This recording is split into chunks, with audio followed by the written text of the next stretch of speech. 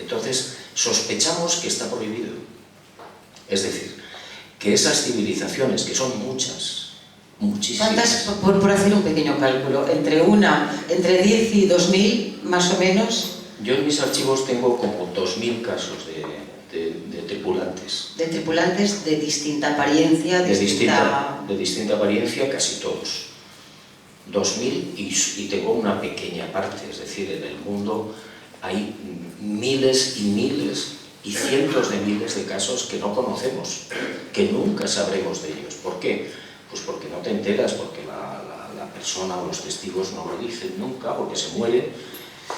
Entonces la sospecha es que está prohibido, es decir, el encuentro con estos seres puede ser de segundos, minutos o incluso horas o días, pero siempre es fugaz.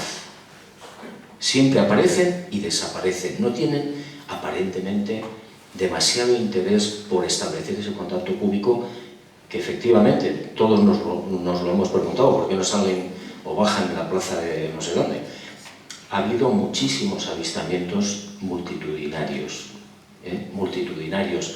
En Florencia hubo un campo de fútbol donde aparecieron ante 10.000 personas. Lo que pasa es que los medios de comunicación en estos momentos no se hacen eco de esta historia, pues porque están en otras guerras, que ustedes conocen mejor que yo. Hasta que haya una oleada. Cuando haya una oleada... Pues eso es muy apetecible esto, porque yo tengo que confesaros una cosa. Yo durante la comida hoy he aprovechado para extraer el máximo de información, pensando luego se lo podré contar a nuestros espectadores esta tarde. Ha habido casos, yo tengo en mi casa una persona que si algún día vamos en el coche hacia alguna parte y aparece un ovni, él iría corriendo hacia el ovni y yo en dirección opuesta. Entonces yo siempre suelo preguntar, ¿por qué? Dice, porque tienen que ser mejores que nosotros, forzosamente, son civilizaciones más avanzadas, pero no, resulta que no, que los hay que también pueden ser muy peligrosos. Entonces uno no sabe a qué carta quedarse.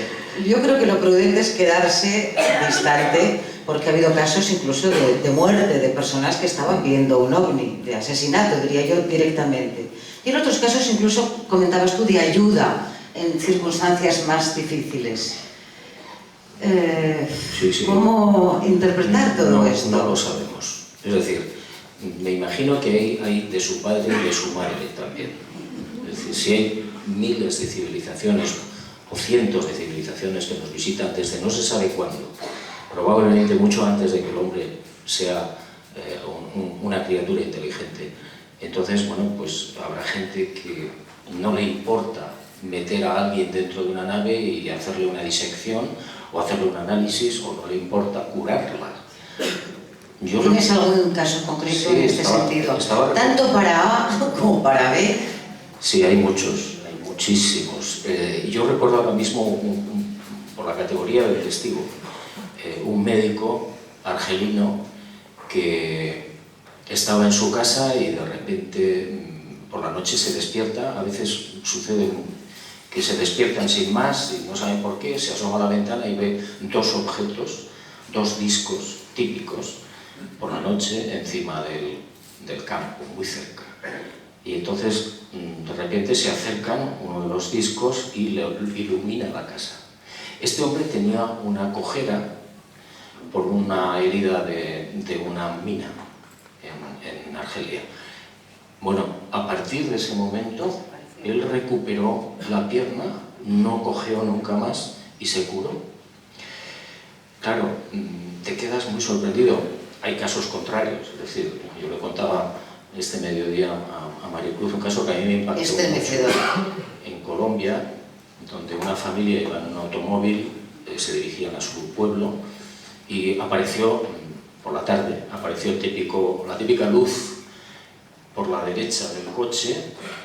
Iba el muchacho que conducía, el padre, una tía detrás, un sobrino y otro familiar. Y entonces empezaron a hablar, a discutir, ¿es un ovni? ¿No es un ovni? Pues mira, pues cuál. Entonces pararon el coche, el carro, y el muchacho, el que conducía, se bajó. Abrió la puerta, se bajó, y la luz, el objeto, se había puesto encima de un árbol, muy cerca, 50, 60 metros. La tía también se bajó del coche detrás, y bueno, seguían discutiendo, y el muchacho se puso la mano, el conductor se puso la mano así, porque parece ser que le molestaba o bien la luz o algo. En ese instante, los testigos recordaban cómo no sabían definirlo bien, como una especie de luz impactó en la frente del muchacho, lo tiró de espaldas y lo mató. En la parte occipital tenía un agujero enorme de unos 10 centímetros y todo el cerebro salió despedido, manchando el traje de la tía. Bueno, poco amistosos parecen estos no hay, desde donde sea, mejor que no vengan. No hay explicación. Y repito, también hay casos de curaciones, muchísimos. Yo diría que, no sé si a un 50%, pero los hay, ¿no? No sabemos qué es lo que está pasando. ¿Tú qué recomiendas, digamos, porque todos los que estamos aquí estoy segura de que esta noche vamos a mirar al cielo un poquito más de lo normal? Y eso que también estoy segura de que lo hacemos de manera habitual, pero vamos a mirar un poco más. Ocurre un avistamiento, se nos acerca un artefacto. Tú, Juan José Benítez, con los muchos años que tienes de experiencia, ¿qué es lo que harías exactamente? Te voy a contar una anécdota que me pasó en Loarre. No, sí, en el Pusilibro, ya no me acuerdo. Estábamos con una oleada ovni y, bueno, pues veían las naves, las fotografiaron y yo me fui, con esas locuras de la juventud, me fui por la noche al monte a ver si los veía con mi coche. ¿Tú solo? Yo solo. Perdón, con una botella de vino y un bocadillo. Buena compañía. Y a la de madrugada yo seguía allí mirando el cielo dentro del coche y de repente oigo unos ruidos en la parte de atrás, en el cristal de la derecha. Plom, plom, plom. Y de esas cosas que miras para atrás y de momento no vi nada, pero siguieron los golpes. Volví a mirar para atrás y veo unos ojos luminosos en la base del cristal de la puerta.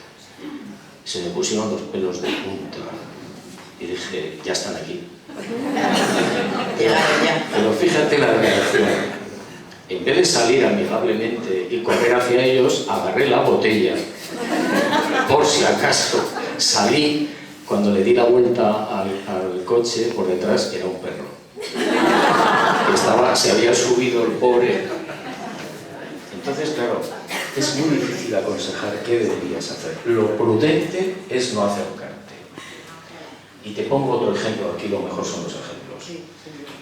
Un señor en una finca en América, con otras personas, ve una luz que se acerca a la finca y baja.